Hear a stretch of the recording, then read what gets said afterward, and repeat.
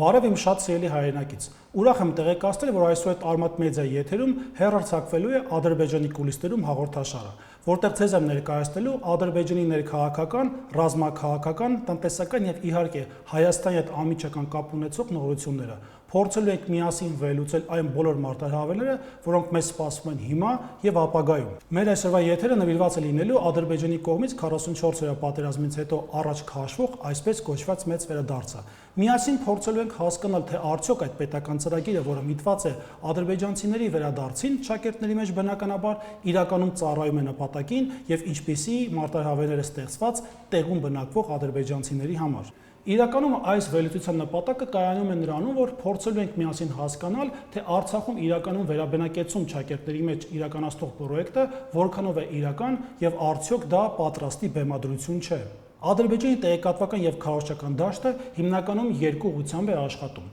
Առաջինը փորձում են իրենց հասարակությանը համոզել, որ Արցախում բնակվելը ապահով է, եւ երկրորդը բնականաբար փորձում են միջազգային հանրությանը համոզել, որ ներդրումային համակարգի իրագործումը Արցախի օկուպացված տարածքներում ոչ միայն եկամտաբեր կլինի տարբեր միջազգային կառույցների կամ օրինակ միջազգային ընկերությունների համար, այլ նաեւ հեռանկար է իր մեջ պարունակում։ Իսկ իրականում մեծ վերադարձ ծրագիրը իր մեջ պարունակում է մի շարք խնդիրներ, որոնց մասին կցանկանայի ձեզ հետ կիսվել։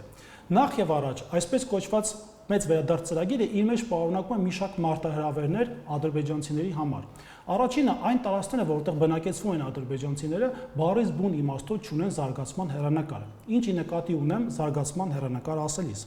Դա առաջինը վերաբերվում է սովորական քաղաքացիական անձանց համար, օրինակ կրթական կամ ժամանցային ծրագրերի իրականացման եւ իհարկե իրենց ընտանիքի զարգացման հեռանկար։ Ալիևը պարբերաբար այցեր է կատարում օկուպացված Արցախի տարբեր տարածքներ։ Մասնավորապես խոսքը վերաբերում է Խելացի գյուղ ասվածին։ Ես որպես մասնագետ շատ հաճախ եմ խոսում, որ Ալիևի կողմից առաջ տարվող մեծ վերադարձ ծրագիրը իր մեջ պարունակում է բավական ուռճեցված թվեր։ Խոսքը վերաբերում է 2024 թվականին 3.4 միլիարդ դոլարի ներդրման մասին, որը իբրև իրագործվել է ճանապարհների վերակառուցման եւ մոնտաժային տարբեր ծրագրերի իրականացնելու համար։ Սակայն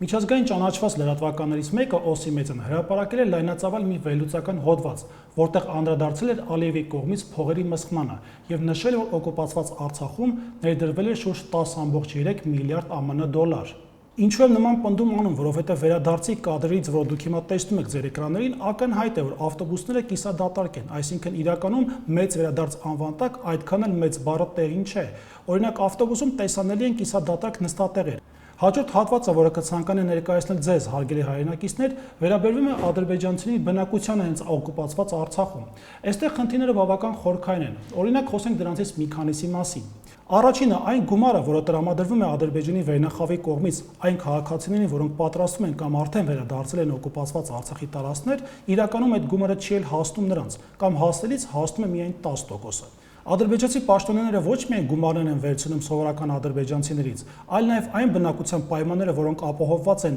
այսպես կոչված վերադարձի ծրագրով ադրբեջանցիների համար, բոլորովին բնակվելու պայմաններ չեն։ Հրապարակվել են բազմաթիվ ապացույցներ, որ այն տները, որոնցում բնակվում են ադրբեջանցիները, ոչ թե տներ են, այլ պարզապես արտաքնապես երևացող տներ։ Բացակայում է գույքը, հատկապես կան արկա ճաքեր պատերի վրա, չխոսեմ այն բանի մասին, որ սովորական սոցիալական պայմանները ադրբեջանցիների հետ բավականացված չէ։ Իսկ ադրբեջանցիները փորձում են խոսել սովորական սոցիալական խնդիրների մասին, ենթարկվում են վարչական պատասխանատվության։ Բայց այստեղ բավական մեկ այլ կարևոր խնդիր կա։ Այն ադրբեջանցիները, որոնք փորձում են տեղափոխվել օրինակ Շուշիից դեպի Ստեփանակերտ, ենթադրաբար իրենց հարազատի այցելության համար պետք է առանձնահատուկ եւ յուրահատուկ վիզա ստանան, որը կոչվում է Ադրբեջանի ներքին վիզա։ Առանց այդ վիզայի հնարավոր չէ տեղափոխությունը մեկ բնակավարից մեկ այլ բնակավար է։ Էլ չասեմ այն սովորական ադրբեջանցիների համար, որոնք եթե ցանկանում են այցելեն այսպես կոչված իրենց հայրենի հողեր, պետք է անցնեն մանրակրկիտ զննություն Ադրբեջանի պետական ծառայության կողմից։ Ինչպես է դա կատարվում։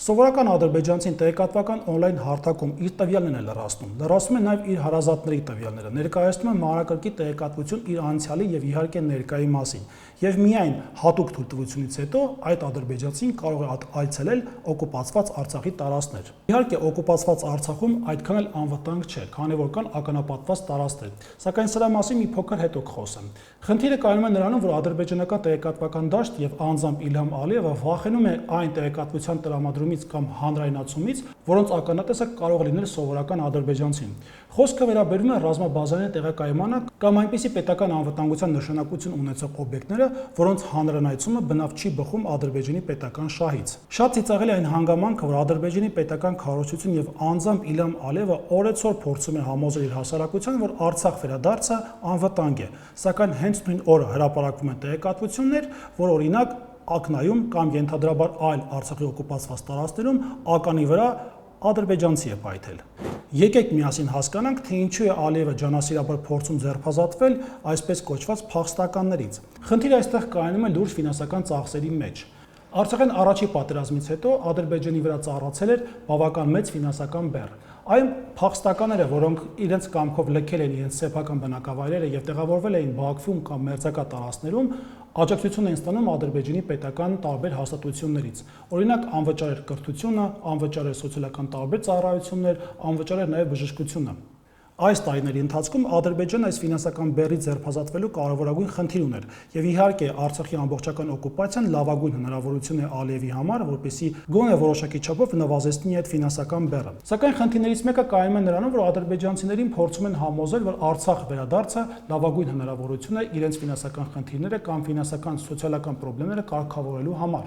Բայց այստեղ շատ մեծ կարևոր բայցեր կան։ Բայց համար 1. Ադրբեջանցիները, որոնք բնակվում են Բաքվում եւ մերձակա տարածքում, արդեն սովորել են կամ հարմարվել են տեղի բնակավայրին, մասնավորապես այն հասանելիությանը, որոնք իրենք ունեն եւ չեն կարող ունենալ տեղափոխված նոր վայրերում։ Խոսքը վերաբերվում է հասարակ մարկային պահանջներին, օրինակ բուժհաստատությունների հասանելիություն, խանութների հասանելիություն, դպրոցների հասանելիություն։ Իսկ նոր տեղափոխված բնակավայրերում նման հասանելիություն բացարձակապես գոյություն չունի։ Խնդիրը կայանում է մի քանի հանգամանքում։ Նախ չեն կարողանում համոզել այդ ադրբեջանցիներին վերադառնալ Արցախի օկուպացված տարածքներ եւ հետեւաբար այդ չհամոզելը հանգեցնում է ռեպրեսիվ գործողությունների։ Ադրբեջանցի տարբեր պետական ծառայության ներկայացուցիչները զանգահարում են փախստականի կարգավիճակ ունեցող ադրբեջանցիներին եւ սկսում են տարբեր հոգեբանական ներգործությամբ ստիպել մարդկանց վերադառնալ օկուպացված Արցախ։ Կիրառում են հետևյալ մեթոդները։ Նախ ճշտում են, թե իրենց զավակը կամ իրենց հարազատը որտեղ է զոհվել եւ ինչպիսի կոչում ունի։